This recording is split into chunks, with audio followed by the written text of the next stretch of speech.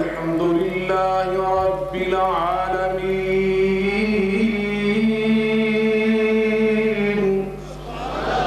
والعاقبة للمتقين والصلاة والسلام على سيد المرسلين وعلى آله وصحبه أجمعين سبحانك لا علم لنا إلا ما علمتنا إنك أنت العليم الحكيم رب اشرح لي صدري ويسر لي أمري واحلل عقدة من لساني يفقهوا قولي أما بعد فإن خير الحديث كتاب الله وخير الهدي هدي محمد صلى الله عليه وعلى آله وسلم وشر الأمور محدثاتها وكل محدثة بدعة وكل بدعة ضلالة وكل ضلالة في النار.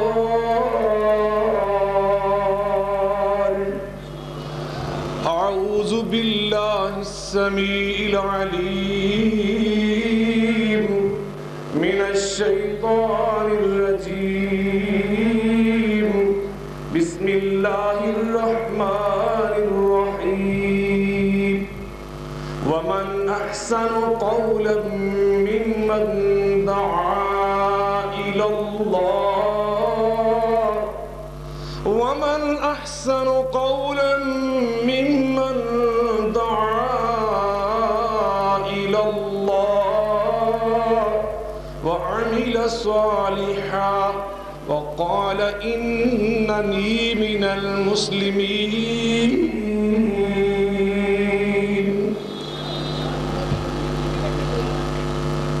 ہر قسم کی حمد و ثنا بزرگی برتری بڑائی کبریائی اللہ رب العالمین کی ذات بابرکات کے لیے انگنت لا تعداد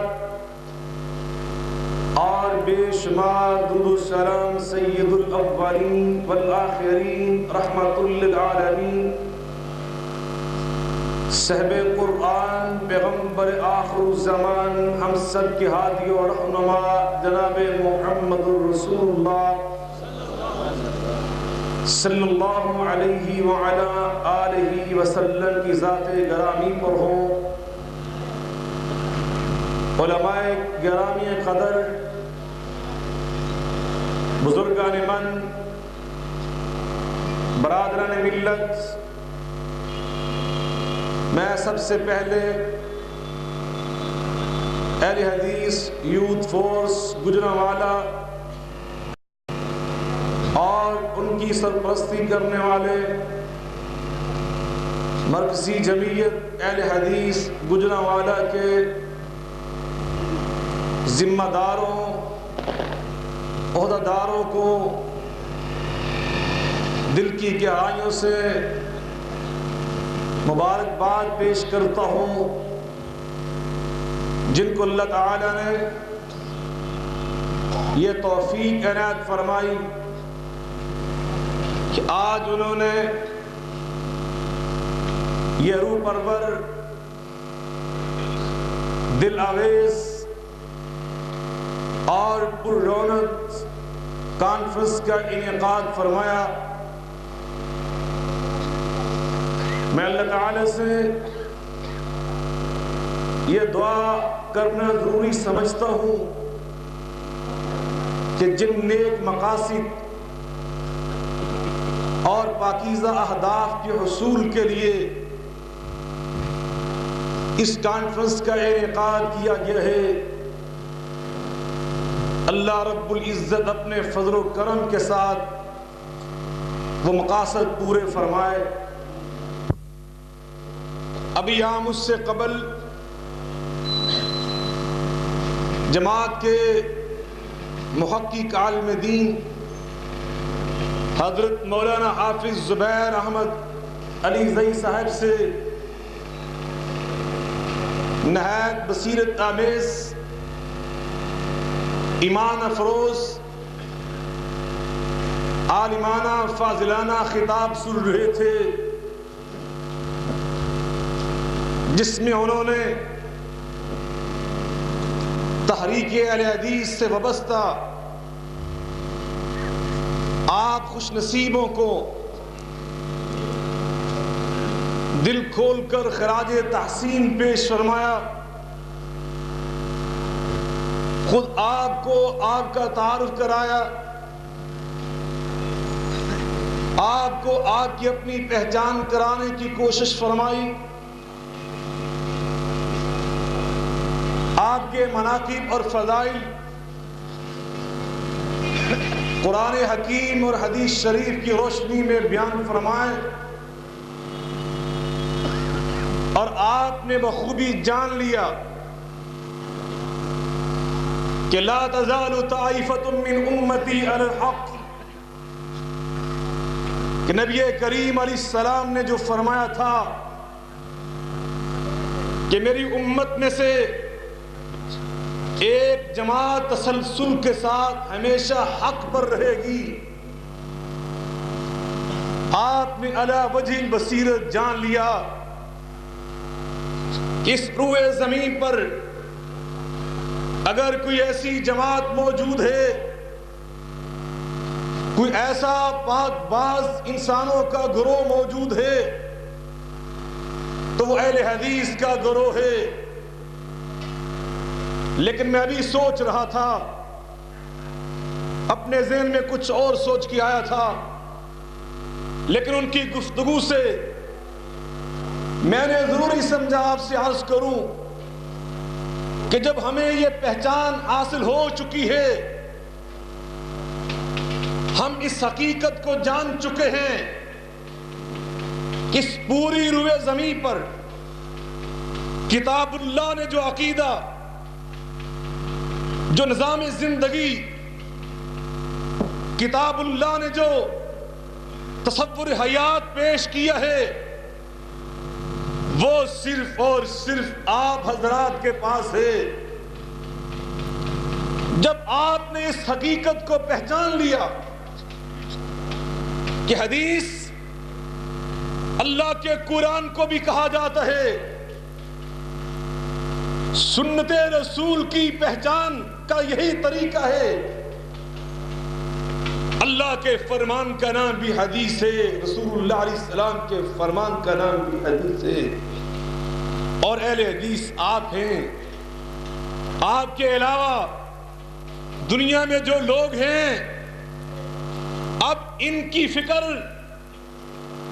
ان کی درستگی، ان کی اصلاح، ان کی بہتری کی فکر وہ کس کے ذمے ہے؟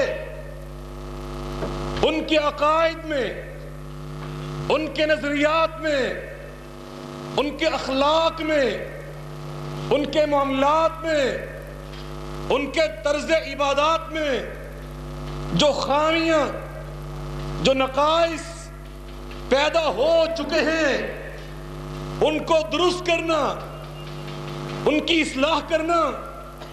کیا اس کے لیے دنیا میں کوئی نبی آئے گا، کوئی پیغمبر آئے گا؟ بتائیں، میں آپ سے سوال کر رہا ہوں، بتائیں، میری بات آپ کو سمجھ آ رہی؟ تو بتائیں پھر میں جو عرض کر رہا ہوں اس کا جواب دیں۔ کیا ان کی اصلاح کے لیے دنیا میں کوئی نبی آئے گا، کوئی پیغمبر آئے گا؟ کیا دوبارہ صحابہ کرام کی جماعت دنیا میں تشریف لائے گی؟ کیا پھر ان کو درست کرنے کے لیے دوبارہ اس کائنات میں امام بخاری آئیں گے، امام ابو حنیفہ، امام شافعی، امام احمد بن حنبل، امام مالک ابن انس، امام نخی، امام شابی، امام میں عرض کرتا ہوں ابن تیمیہ، امام ابن قیم، دوزہری، ابن حزم، ایسے لوگ پھر دنیا میں آئیں گے؟ اگر نہیں آئیں گے تو پھر یہ کام کس نے کرنا ہے؟ یہ ذمہ داری کن کی ہے؟ کیا جو خود بگڑے ہوئے ہیں یہ ان کی ذمہ داری، جن کے بارے میں آپ ایمانداری سے، دیانتداری سے، ضد سے نہیں، تعصب سے نہیں، کسی مخالفت کی بنا پہ نہیں، کسی مخاصمت کی بنا پہ نہیں، آپ ایمانداری سے، دیانتداری سے، اخلاص اور للہیت کی بنیاد پہ یہ سمجھتے ہیں کہ ان کے اندر بگاڑ ہے، ان کے اندر نقائص ہیں، اب ان کو درست کرنا، ان کی اصلاح کرنا، یہ کس کی ذمہ داری تھی؟ یہ کس کا فریضہ تھا؟ یہ کام کس نے کرنا تھا؟ اس کا جواب خود اللہ رب العالمین قرآن مجید میں ارشاد فرماتے ہیں، وَلْتَكُن مِّنكُمْ أُمَّةٌ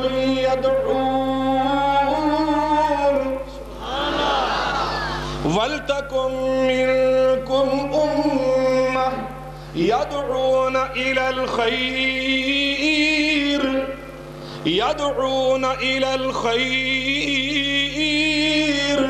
وَيَأْمُرُونَ بِالْمَعْرُوفِ وَيَنْهَوْنَ عَنِ الْمُنكَرِ وَأُولَئِكَ هُمُ الْمُفْلِحُونَ۔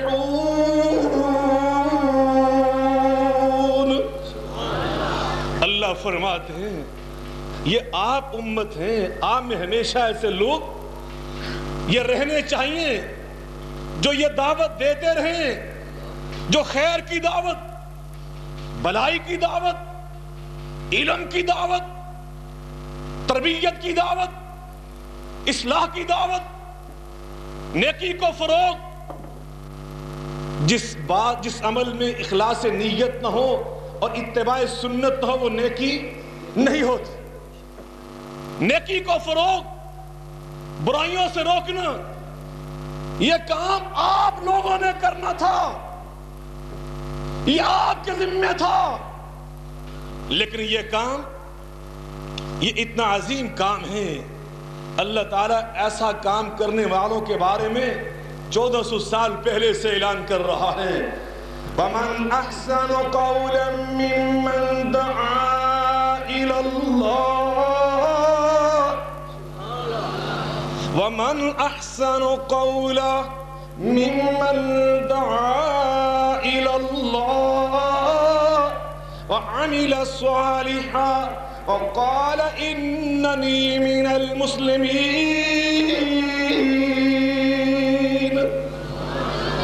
جو یہ کام کرنے والے ہیں یہ تو اللہ کو بہت ہی پیارے لگتے ہیں، ان کی باتیں اللہ کو بہت خوبصورت نظر آتی ہیں، لیکن یہ بات کرنے کے لیے پہلا جو زینہ تھا، جو پہلا کام تھا، میرے اہل حدیث بھائیوں، بزرگوں میں آپ سے عرض کر رہا ہوں، یہ کام دعوت الخیر کا آپ نے کرنا تھا، اس کے لیے ضروری تھا کہ ہم پہلا کام یہ کرتے جو اللہ رب العالمین نے قرآن مجید میں ارشاد فرمایا۔ ایک بھائی نے مجھے ابھی خط لکھ کے کہا، رکا لکھ کے کہا کہ با جناب آپ قرآن ہی پڑھ کے سنا دیں، کوئی سیاسی باتیں نہ آپ کریں۔ اب میرا جی چاہتا ہے صرف قرآن ہی پڑھ کے سنا دیں، پڑھ دوں قرآن؟ سپیکر تھوڑا خراب ہی نہیں، آواز تھوڑی تیز کرو، سانس کھچتا ہے پھر۔ قرآن سننے کو جی چاہ رہا آپ کو؟ ماشاءاللہ، جس کا قرآن سننے کو جی چاہ رہا وہ اس طرح ہاتھ کھڑا کرے، ماشاءاللہ۔ پہلا کام جو ہم نے کرنا ہے، آج یہ باتیں دل کی تختی پہ لکھ کے لے جائیں۔ پہلا کام خود قرآن مجید میں خود اللہ تعالیٰ بیان کر رہے ہیں، فَلَوْلَا نَفَرَ مِن كُلِّ فِرْقَةٍ فَلَوْلَا نَفَرَ مِن كُلِّ فِرْقَةٍ مِّنْهُمْ طَائِفَةٌ فَلَوْلَا نَفَرَ مِن كُلِّ فِرْقَةٍ مِّنْهُمْ طَائِفَةٌ لِيَتَفَقَّهُوا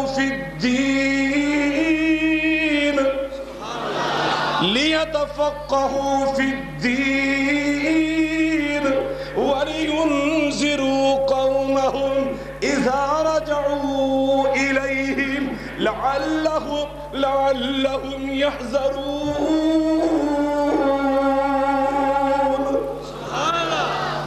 کہ پہلے آپ لیتفقہوا فی الدین، اپنے گھروں سے نکل کر آؤ اور جا کر حضرت شیخ الحدیث مولانا حافظ محمد امین محمدی صاحب کی خدمت میں حاضری دو. پہلے اپنے گھروں سے نکلو. مولانا صادق عتیق یہ اہل علم، یہ مولانا بشیر انصاری، ان کی خدمت میں حاضری دو. ایسے علماء کے پاس بیٹھو. لیتفقہوا فی الدین، ان کی خدمتوں میں حاضری دے کر تمہیں دین کی سمجھ آئے گی، تمہیں پتا چلے گا اللہ کا دین ہے کیا، قرآن کا پیغام ہے کیا، قرآن تم سے کیا کہہ رہا ہے، قرآن مجید کا ترجمہ، اس کے معانی، اس کے مطالب، اس کی تفسیر، اس کو سیکھنے کے لیے اہل علم کی مجالس میں حاضری دو. اول تو یہ کرو اپنی اولاد کو مدارس میں داخل کر دو. خود بڑی عمر کو پہنچ چکے، کاروبار میں پھنس چکے، ملازمت میں مصروف، پھر بھی اپنے زندگی کے شیڈول طے کرو، نظام الاوقات بنو، ٹائم ٹیبل مرتب کرو، اور 24 گھنٹوں میں سے ضرور ایسا وقت نکالو علماء کے پاس آؤ، ان کے پیچھے با جماعت نماز پڑھ کے دروس حدیث سنو، دروس قرآن میں حاضری دو، خطبات جمعہ میں بروقت پہنچو. وہاں پہ جو علم کے موتی علماء بکھیرتے ہیں اپنے دامن جولیوں میں بھر کے لو. المرء علی دین خلیلہ، نبی کریم علیہ السلام فرماتے ہیں اللہ والوں سے دوستی لگاؤ، اہل علم کے ساتھ محبت کرو. یاد رکھو ہمیشہ دوست اپنے دوست کی دوستی سے متاثر ہو کر اس کے ساتھ چلنے پہ مجبور ہو جاتا ہے. اہل علم کے پاس بیٹھنے کی مثال نبی کریم علیہ السلام نے خود بیان فرمائی. علماء کرام سے آپ نے کئی بار سنی. آپ نے فرمایا مثل الجلیس الصالح کحامل المسک، اہل علم کے پاس بیٹھنے کی مثال یوں ہے جیسے کسی عطر فروش کے پاس انسان جا کے بیٹھ جائے، وہاں سے خوشبو ملتی ہے، ہدیے کے طور پہ قیمتر خریدی جا سکتی ہے، کپڑے پہ لگا دی جاتی ہے، یا کم از کم اس دکان کی جو خوشبودار فضا ہے اس سے انسان مستفید ہوتا ہے. برے لوگوں کے پاس بیٹھنے کی مثال بھی وہ آپ نے سنی کہ جس طرح کسی لوہار کی بٹی پہ انسان بیٹھ جائے، چنگاری پڑتی ہے، کپڑا جل جاتا ہے، یا کم از کم دھوئیں سے انسان کی طبیعت مقطر ہو جاتی ہے. میرے بھائیوں، اللہ اپنے نبی سے فرماتا ہے وَلَا تَدْرُدِ الَّذِينَ يَدْعُونَ رَبَّهُمْ بِالْغَدَاةِ وَلَا تَطْرُدِ الَّذِينَ يَدْعُونَ رَبَّهُمْ بِالْغَدَاةِ وَالْعَشِيِّ يُرِيدُونَ وَجْهَهُ مَا عَلَيْكَ مِنْ حِسَابِهِمْ مِنْ شَيْءٍ وَمَا مِنْ حِسَابِكَ عَلَيْهِمْ مِنْ شَيْءٍ فَتَطْرُدَهُمْ فَتَكُونَ مِنَ الظَّالِمِينَ. اللہ فرماتے ہیں میرے محبوب کریم علیہ السلام، یہ آپ کے صحابہ، آپ سے علم سیکھنے والے، یہ سب علماء بن چکے. اب میں آپ جیسی ہستی کو یہ پابند کر رہا ہوں کہ آپ انہی کے ساتھ اٹھا بیٹھا کریں، آپ ان کی مجلس سے الگ نہ ہوا کریں. اہل علم کی مجلس میں حاضری، اس سے تو علم تازہ ہوتا ہے، علم میں اضافہ ہوتا ہے. آج یہ عہد کر کے جاؤ ہم انشاءاللہ اپنی زندگی کے نظام الاوقات مرتب کریں گے اور علماء کی مجالس میں بیٹھ کر درس قرآن سنیں گے، درس حدیث سنیں گے، ان سے مسائل پوچھیں گے، فَاسْأَلُوا أَهْلَ الذِّكْرِ إِن كُنتُمْ لَا تَعْلَمُونَ پہ عمل کریں گے، اپنے دین کے علم میں اضافہ کرتے چلے جائیں گے. اور پھر نبی کریم علیہ السلام کی یہ بات سنتے جائیں.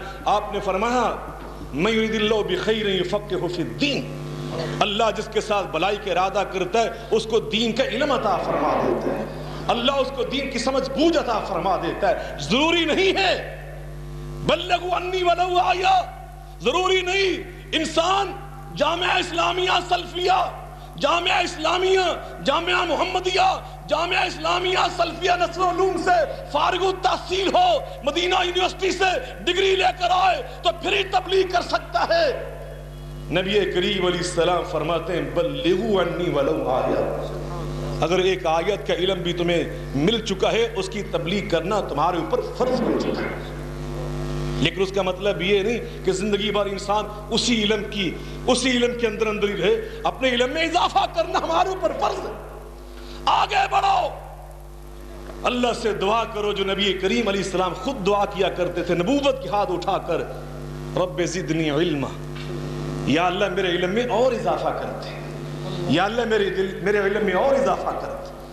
اللہ کرے ہم اس لائن پہ چلنا شروع کر دیں, اور انشاءاللہ الرحمن یہ ضروری ہے, اس کے بغیر تبلیغ, اس کے بغیر دعوت خیر, ہم اس فریضے کو انجام دینے کے حل نہیں ہو سکتے. میرے بھائیوں, اگر ایک آدمی بی اے نہ کرے اور پھر ایل ایل بی کی ڈگری حاصل نہ کرے, کوئی اسے چیمبر میں بیٹھنے دیتا ہے؟ کچہریوں میں, عدالتوں میں کوئی چیمبر اس کو کھولنے دیتا ہے؟ ایک آدمی وہ ایف ایس سی نہ کرے, 5 سال ایم بی بی ایس کا کورس نہ کرے, کسی سینئر ڈاکٹر کے ساتھ ہاؤس جاب نہ کرے, بتائیں اس جعلی ڈاکٹر کے پاس کوئی اپنا آپریشن کروانے کے لیے جاتا ہے؟ اس لیے ضروری ہے علم پہلے ہی حاصل کیا جائے مضبوطی کے ساتھ, اور مضبوط علم کے بغیر, قرآن و حدیث کے اصول جانے بغیر, عقائد کی کتابیں پڑھے بغیر, یہ میں اصل مبلغین سے عرض کر رہا ہوں, خطباء علماء سے جو قائد ہیں ہمارے, رہنما ہیں ہمارے, یہ ضروری ہو چکا میرے بھائیوں. علم سے انسان کے اندر بصیرت پیدا ہوتی ہے, ٹھہراؤ پیدا ہوتا ہے, مضبوطی پیدا ہوتی ہے. پھر اس کے بعد اللہ قرآن مجید میں ہمیں پابند کرتا ہے دوسرا کام کرنے کا. وہ کام کیا ہے؟ سنا دوں یا ادھار کر لو؟ کیونکہ اسی کام والی گلاں تے ذرا بوجھ محسوس کرنے کہ کیڑے کم سن لاتا ہے کہ مولویوں کو لے جا کرو, درس سنیا کرو. ہاں جی, اگلی بات بھی سنا دو. اللہ قرآن مجید میں ارشاد فرما رہا ہے, وَمَنْ أَحْسَنُ قَوْلًا مِّمَّنْ دَعَا إِلَى اللَّهِ وَعَمِلَ صَالِحًا. دوسرا کام جو علم ہمیں حاصل ہو جائے اس کے مطابق ہم نے عمل بھی کرنا ہے. صحابہ کرام رضوان اللہ تعالی علیہ مجمعین فرماتے ہیں, ہم نبی کریم علیہ السلام سے جو آیت سیکھتے تھے اس کو یاد بھی کرتے تھے, اس کے معانی پر عمل بھی کرتے تھے, پھر اگلا سبق لیتے تھے. علم کے ساتھ ساتھ عمل, یہ میرے بھائیوں ضروری ہے. مگر نہ قرآن میں اللہ تعالیٰ فرماتے, یہ یہودیوں کا طرز عمل تھا, أَتَأْمُرُونَ النَّاسَ بِالْبِرِّ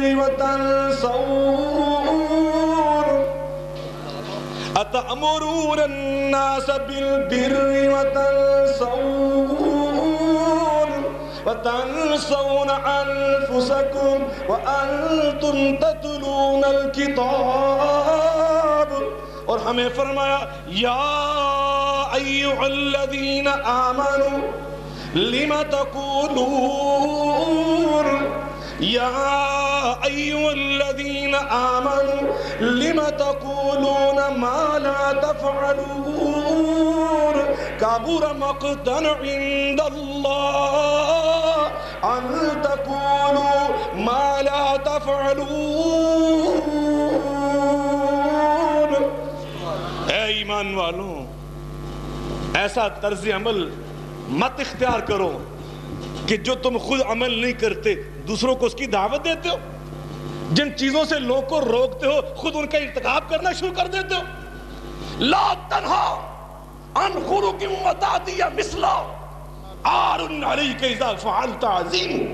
عربی شاعر کہتا ہے, لوگ ایسی برائیوں سے نہ روکو جس کے خود ارتکاب کرتے ہو, وگرنہ تیرے اوپر آر آئے گا. مولوی صاحب, مفتی صاحب, خطیب صاحب, علامہ صاحب, اہل حدیث صاحب, اہل سنت صاحب, کام اپنے یہ اور ہمیں دعوت دیتے ہو. میرے بھائیوں, عمل کی زندگی کے بغیر نبی کریم علیہ السلام فرماتے ہیں, اے میری بیٹی فاطمہ, اعملی, عمل کرنا, عمل کرنا, وگرنہ انی لا اغنی عنک من اللہ شیئا. تو میری بیٹی فاطمہ ہے, اور فاطمہ وہ بیٹی جس کے بارے میں فرمایا, فاطمہ تو بضعۃ منی, فاطمہ تو میرے دل کا ٹکڑا ہے. مگر آپ اسی بیٹی فاطمہ رضی اللہ عنہا سے فرماتے, عمل کرنا, عمل. وگرنہ قیامت کے دن اگر تو عمل کے ساتھ نہیں آئے گی میں تیری سفارش نہیں کروں گا۔ اللہ اکبر، توجہ فرمائیں۔ اس لیے اللہ تعالیٰ نے جہاں بھی ایمان کی بات کی فرما ایمان کے ساتھ ضروری ہے نیک عمل۔ بار بار قرآن مجید آپ اٹھا کے دیکھیں اللہ یہی فرما رہا ہے والتین والزیتون وطور سینین وهذا البلد الأمير لقد خلقنا الإنسان في أحسن تقويم ثم رددناه أسفل سافلين إلا الذين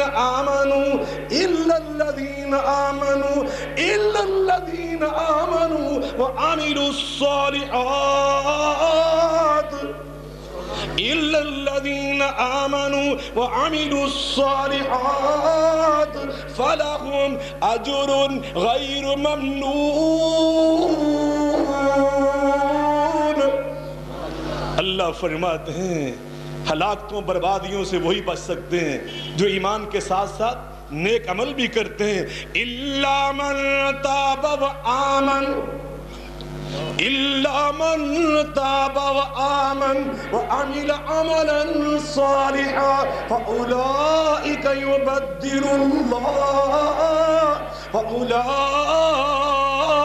يبدل الله سيئاتهم حسنات وكان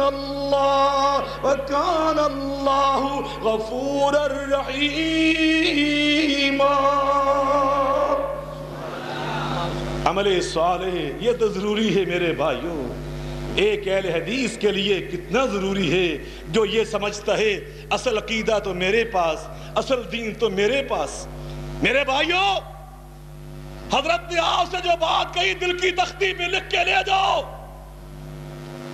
صرف بات نماز کی نہیں ہے کہ رفع الیدین کر لے کبھی زندگی میں تو اہل حدیث، یہی انہوں نے فرمایا کبھی زندگی میں ساری زندگی نماز ہی نہ پڑھے کبھی پڑھ لے اونچی آواز سے آمین کہہ دے تو اہل حدیث۔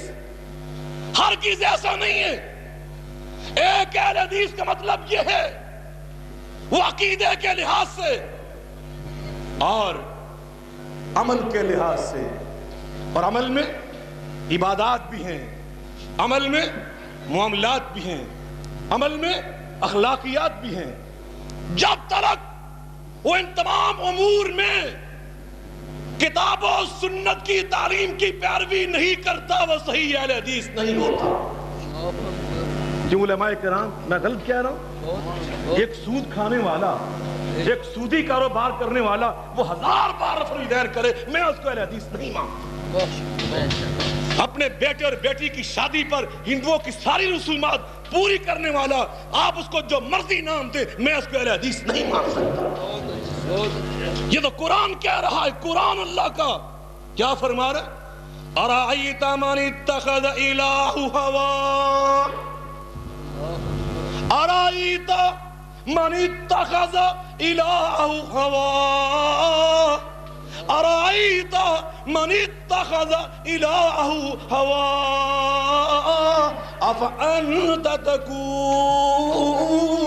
أَفَأَنْتَ تَكُونُ عَلَيْهِ وَكِيلًا۔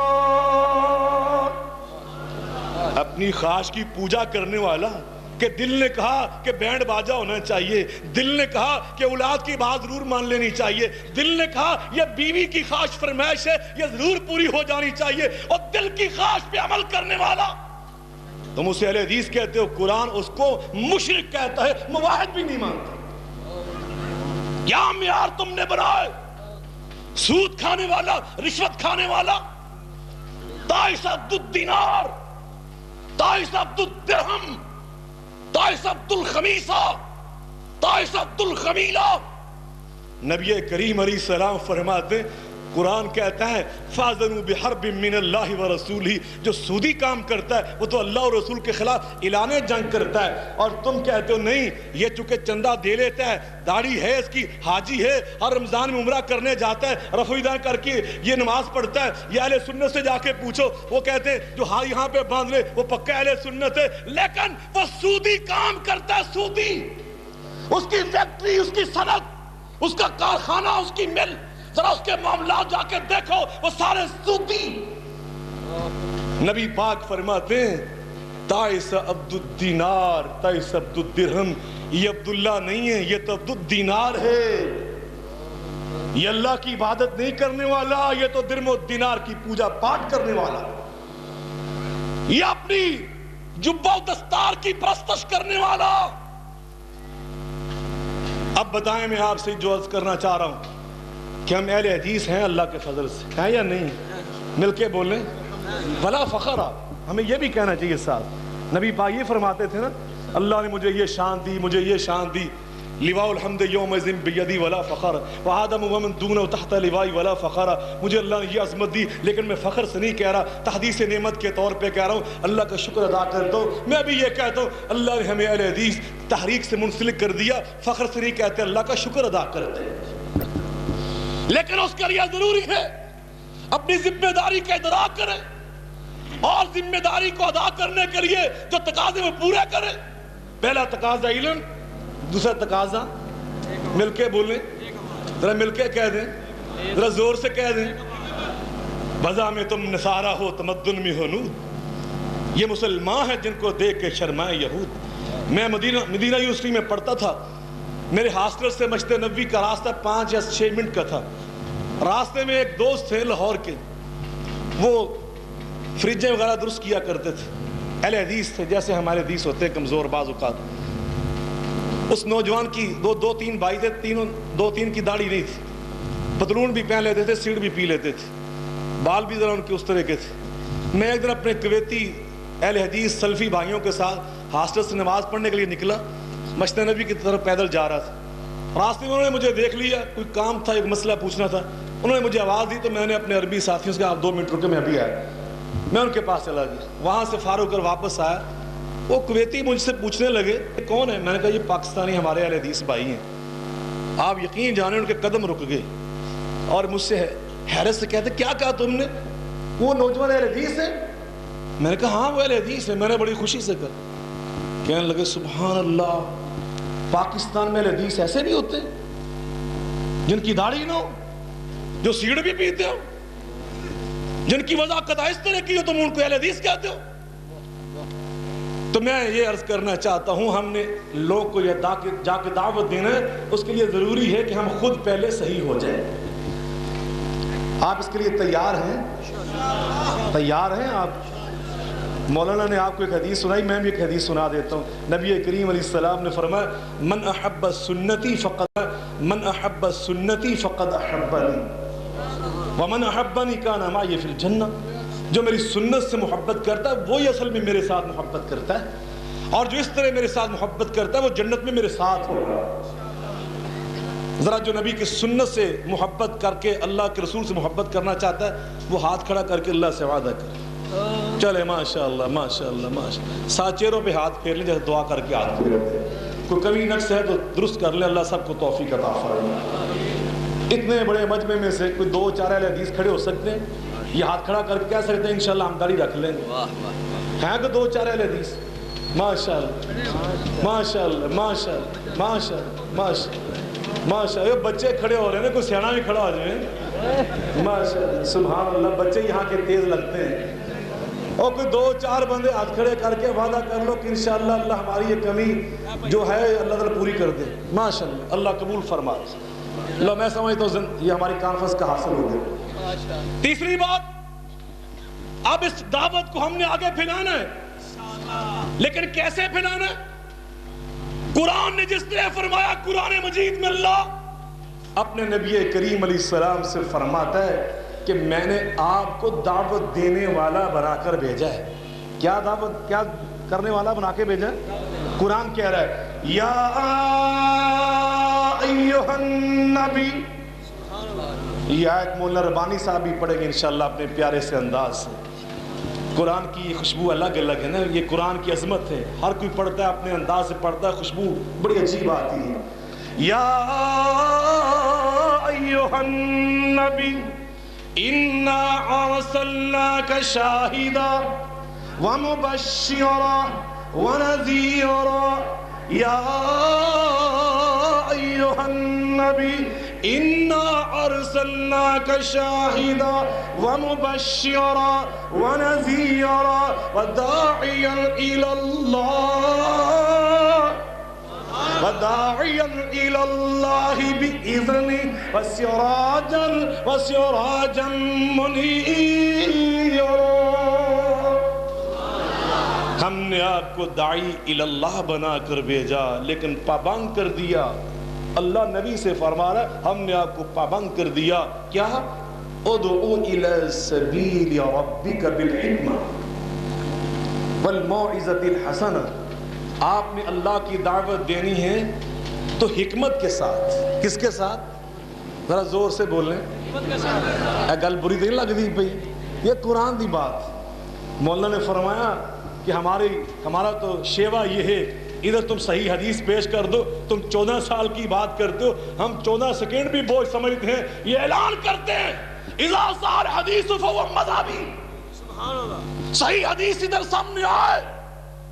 جس طرح شاعر نے کہا تھا اگر بخشے تو ذہی قسمت نہ بخشے تو شکایت کیا, سرے تسلیم خم ہے جو مزاج یار میں آئے. مصور کھینچ وہ نقشہ جس میں یہ صفائی ہو, ادھر فرمان محمد ہو ادھر گردن جھکائی ہو. لو کان حبک صادقا لأطعتہ ان المحب لمن یحب مطیع. نبی پاک سے محبت کا مطلب یہ ہے جو آپ نے فرما دیا ہمیں سمجھ آ گیا, ہم نے اس پہ عمل کر کے دکھا دیا. ادعو الی سبیل ربک بالحکمہ.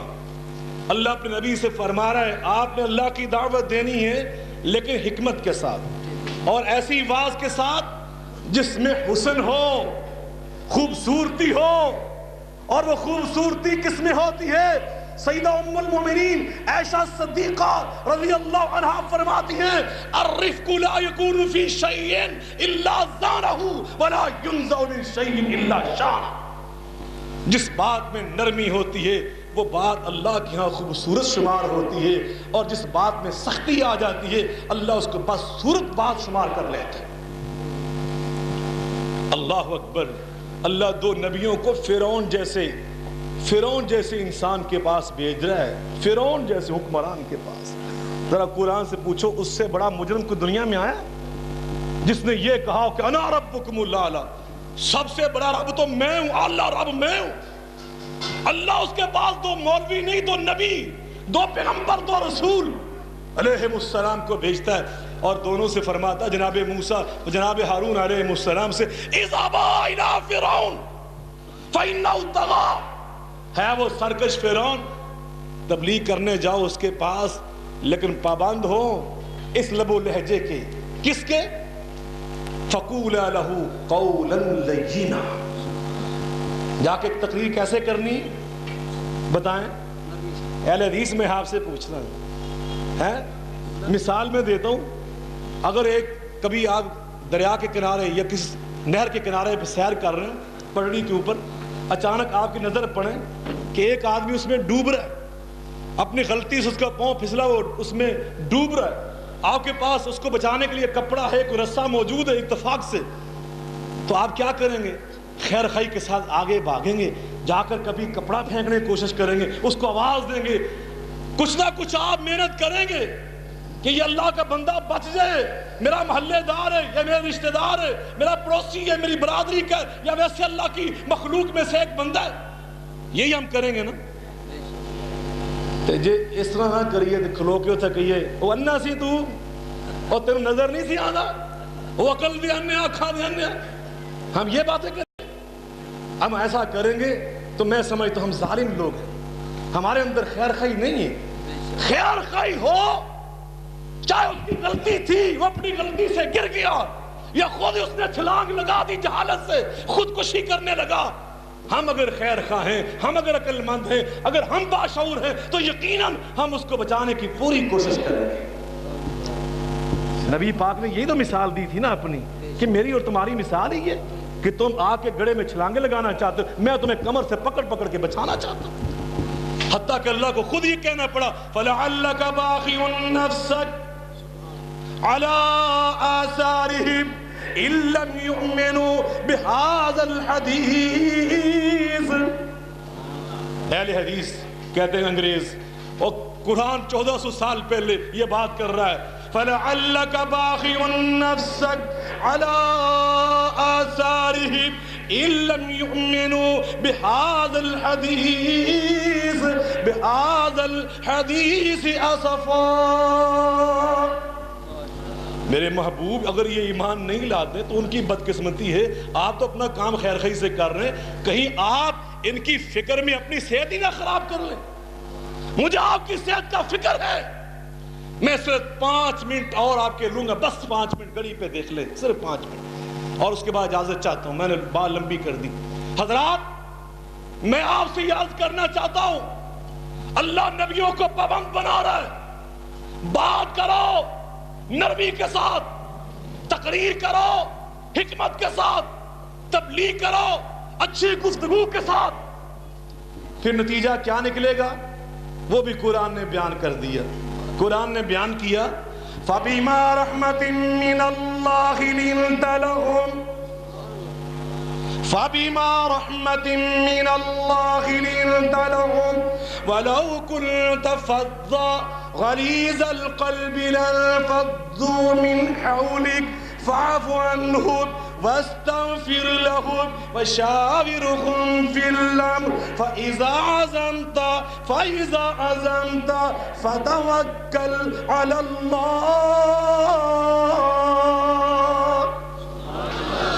میرے محبوب علیہ السلام 1,00,000 اور 21,000 جو تیرے جانثار بنے ہیں تو یہ اس لیے بنے ہیں کہ تیری زبان میٹھی تھی، تیرا دل نرم تھا۔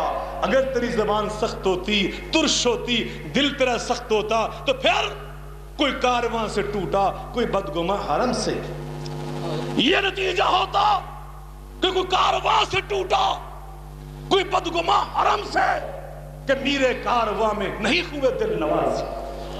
میرے کارواں کے لیے شرط ہے۔ علامہ اقبال کہتے ہیں، توجہ سے میری بات سنیں، علامہ اقبال کتنی پیاری پیاری باتیں کر گیا۔ وہ کہتے ہیں نگاہ بلند سخن دل نواز، سخن دل مل کے بولنے، دل ساڑ نہیں، اسی تو دل ساڑ کے رکھ دینے، ہرگز ایسا نہیں انداز اللہ کو محبوب۔ اور یہ مولانا کہتے ہیں حق ہمیشہ کڑوا ہی ہوتا ہے، یہ پتہ نہیں بات کہاں سے آئی ہے، حق ہمیشہ کڑوا ہوتا ہے۔ میں کہتا ہوں یہ بہت بڑا جھوٹ ہے، اللہ کی قسم اٹھا کے کہتا ہوں اس کائنات میں سب سے میٹھی شے کا نام حق اور ایمان ہوتا ہے۔ ایمان حق ہے، نبی پاک فرماتے جس میں یہ خوبیاں ہوں وجد بہن حلاوت الایمان، وہ تو ایمان کی حلاوت کو پا لیتا ہے۔ سعودی عرب میں جاؤ، وہاں پہ مولانا عبدالحمید صاحب مٹھائی کو کیا کہتے ہیں؟ حلاوہ، حلاوت سے حلاوہ کہتے ہیں۔ اور مٹھائی کا نام، مٹھاس کا نام حلاوت، ایمان میں تو مٹھاس ہے، حق میں مٹھاس ہے۔ یہ ہماری کوتاہی ہے کہ ہماری زبانوں میں ترشی آ جاتی ہے، یہ ہماری کمزوری۔ علامہ اقبال کہتے ہیں نگاہ بلند سخن دل نواز، نگاہ ہماری بلند ہونی چاہیے تھی، ہم تو محدود ہوتے چلے گئے، محدود ہی ہوتے چلے گئے۔ ہم تو دنیا میں آئے تھے کہ ہم پوری دنیا میں کتاب و سنت کا پیغام عام کر دیں، اور انشاءاللہ یہ ہوگا، کہہ دے ہوگا انشاءاللہ الرحمن، یہ ہو کر رہے گا۔ لیکن علم پہلے، پھر عمل، اور پھر حکمت و دانائی اور میٹھی زبان اور دل خیر خواہی سے بھرا، یہ آپ لے کے آ جائے۔ میں علی وجہ البصیرت یہ اعلان کر سکتا ہوں کہ صرف 50 سال کے بعد، صرف نصف صدی کے بعد اس پوری دنیا میں سب سے زیادہ عام ہوگا تو کتاب و سنت کا پیغام ہوگا۔ نگاہ بلند سخن دل نواز جاں پر سوز، یہی ہے رختے سفر میرے کارواں کے لیے۔ آج ہمیں یہ چیزیں اپنے اندر میرے بھائیوں پیدا کرنا ہوں گی۔ رسول اللہ کی ہم باتیں کرتے ہیں، سیرت کی، اسوہ کی، آپ کے بارے میں ایک بات 1 منٹ میں سنا کے اجازت چاہتا ہوں۔ نبی کریم علیہ السلام نے وہ طیف کی وادی میں پتھر کھا کر جبریل کی باتیں، جبریل آ کے کہتے ہیں جی ہم اجازت دیں، انہوں نے پتھر مارے، ہم اخشبین نامی لا کر پہاڑ ان پہ گرا دیتے ہیں۔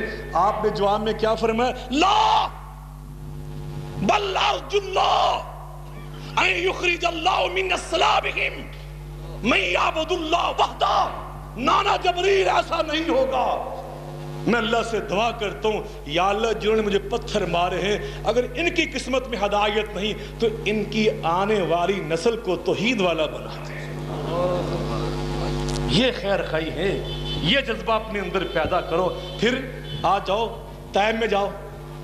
میں جب مولانا فاروق ہوا نا حضرت مدینہ یونیورسٹی سن 85 میں, تو ہم آخری سفر ریاض کرنے گئے. کچھ ساتھی تھے, مولانا مسعود جان باز اور ایک ہی ہمارے پاس گاڑی تھی, مولانا محمد حسین مدنی کاموکی والے. ہم وہاں سے واپس آ رہے تھے براستہ مکہ معظمہ. اتفاق ایسا ہوا, حسن اتفاق ہو, ہم جب طائف کی وادی طائف کے شہر میں داخل ہوئے تو نماز اذان فجر کا ٹائم تھا. ہم جیسے ہی داخل ہوئے ویسے ہی ساتھ ہی طائف کی گلی گلی سے اذان فجر کی آوازیں آنے لگی. ہائے ہائے, وہ سناٹا اور وہ فضا اور وہ سما عجیب تھا. اور جب وہ مؤذن کہنے لگے نا, وہ عجیب سے بانگے, عجیب سے مؤذن, وہ وہاں کے دیہاتوں کے رہنے والے عربی ان کا لہجہ, دیہاتی لہجہ, عربی لہجہ, حجازی لہجہ, وہ کہہ رہے تھے اشہد ان محمد رسول اللہ. میں نے کہا اللہ یہ وہی ہے نا جن کے 1400 سال پہلے آباء و اجداد نے میرے محبوب کے یہیں پتھر مارے تھے. آج ان کے بیٹے اپنی نیندیں چھوڑ کر, بستر چھوڑ کر, اندھیروں میں چل کر, مساجد کے اونچے میناروں پہ چڑھ کر اسی نبی پاک کا نام اونچا کر رہے ہیں. یہ میٹھی زبان اور خیر خواہی والے دل کی برکتیں تھیں. آج میرے بھائیوں اس عمل کی ضرورت ہے. بے شک ہمیں کوئی گالی دے گیا, ہمیں اہل حدیث کو جو مرضی کہہ لیں, نبی پاک کو صحابہ نے آ کے پریشانی میں کہا جی حد ہو گئی. آپ نے پوچھا کیوں؟ وہ آپ کو مذمم کہہ رہے ہیں. کیا کہہ رہے ہیں؟ آپ مسکرائے. کیا جواب دیا آپ نے؟ آپ نے فرمایا وہ مذمم کو گالیاں دیتے ہوں گے, اللہ نے میرا نام تو محمد رکھوایا صلی اللہ علیہ وسلم. ہمارا تو نام اللہ نے اہل حدیث رکھوایا ہے, اہل سنت رکھوایا ہے. وہ کسی اور کو گالیاں دیتے, ہمارا کیا بگاڑتے؟ اور میں یہ سمجھتا ہوں ہمیں گالیاں دینے والے بیچارے وہ قابل ترس ہیں, وہ قابل رحم ہیں. ان کے اندر ایک ضد ہے, ایک مرض ہے, وہ بیمار لوگ ہیں. اگر ہم طبیب لوگ, معالج لوگ, ہم خیر خواہ لوگ ان کی خیر خواہی نہیں کریں گے بلکہ ہم ان کی بات کے جواب میں خود اس طرح کی باتیں کرنا شروع کر دیں گے, تو میرا خیال ہے میرے بھائیوں ہم اپنا بھی نقصان کریں گے, مشن کا نقصان کریں گے, اس تحریک اہل حدیث کا نقصان کریں گے, اور اللہ کی مخلوق کے ساتھ جو خیر خواہی کرنا ہمارے ذمہ تھی ہم اس میں نقص پیدا کریں گے. آؤ آج اس کانفرنس میں یاد کر کے جائے کہ اللہ ہم تیرے دین کے انتہائی ادنا نوکر ہیں, خادم ہیں. اللہ ہم تیرے غلام ہیں, اللہ ہم تیرے نبی کے امتی ہیں, مخلص ہیں. اللہ کتاب و سنت کے ساتھ اپنی نسبت پر ہمیں انتہائی تیری بارگاہ میں اظہار تشکر کرتے ہوئے لذت محسوس ہو رہی ہے. اللہ ہم پابند ہیں اس دنیا میں تیرے دین کو پھیلانے کے, ہم پابند ہیں خیر خواہی کرنے کے. یا اللہ اگر ہم سے کوئی کمی ہوئی, ہماری زبانوں میں مٹھاس ہم پیدا نہ کر سکے, مطلوبہ خیر خواہی پیدا نہ کر سکے, تو ہمیں معاف کر دے. آئندہ ہم اپنی زبانوں کے اندر مٹھاس پیدا کریں گے, دل کے اندر ہر تیرے بندے کے بارے میں خیر خواہی پیدا کریں گے انشاءاللہ الرحمن. پھر دیکھنا دنیا میں تمہارا مشن جو اللہ رسول کا مشن ہے کیسے پھیلتا ہے. وما ذالک علی اللہ بعزیز, وآخر دعوانا ان الحمد للہ رب العالمین.